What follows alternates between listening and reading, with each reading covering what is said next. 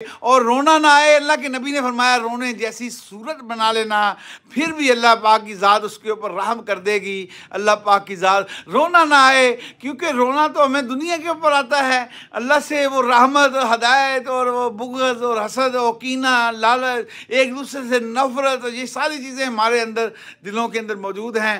ہمیں اللہ سے مانگنا نہیں آ رہا، اللہ ہمیں مانگنا نہیں آتا، ہمیں مانگنا سکھا دے، اللہ کی قسم وہ مانگنا بھی سکھا دے گا۔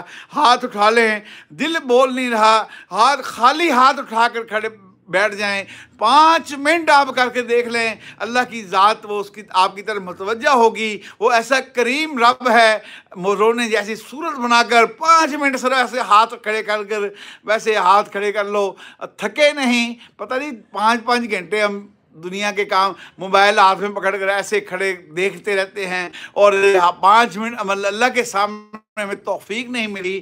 تو کوشش کریں، بار بار اس کی مشق کریں، بار بار نماز پڑھیں، وضو کریں اور اللہ سے دعا کریں، دعائیں کریں، اے اللہ ہم پر رحم کر دے، ساری دنیا کے انسانوں پر رحم کر دے۔ اللہ کے لیے کوئی مشکل نہیں ہے، اللہ مجھے بھی اور آپ کو بھی، ساری دنیا کے انسانوں کو توفیق نصیب فرمائے۔ اور بھئی یہ میں جو بیٹھتا ہوں